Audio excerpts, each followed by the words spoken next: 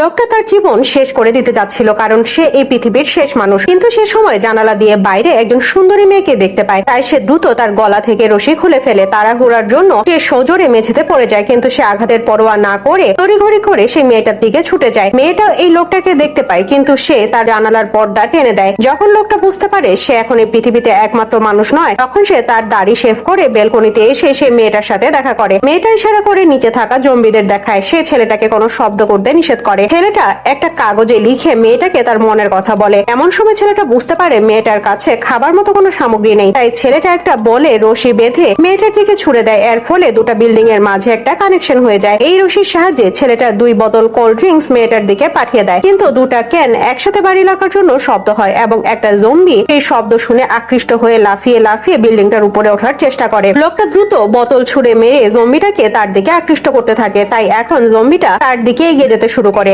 Zombie ছেলেটার building এর উপরে ওঠার চেষ্টা করে, তাই লোকটা বাসার ভেতরে ঢুকে যায় এবং বেলকনির দরজা আটকে দেয়। জম্বি শুধুমাত্র তার মাথা দিয়ে কাচের দরজা আঘাত করতে পারছে। ছেলেটা একটা বেসবল ব্যাট তুলে নেয়। যখন জম্বিটা মাথা দিয়ে আঘাত করে কাঁচটা ভেঙে ফেলে, তখন ছেলেটা ছুটে গিয়ে সেই বেসবল ব্যাটটা দিয়ে জম্বিটার মাথায় আঘাত করে তাকে মেরে ফেলে।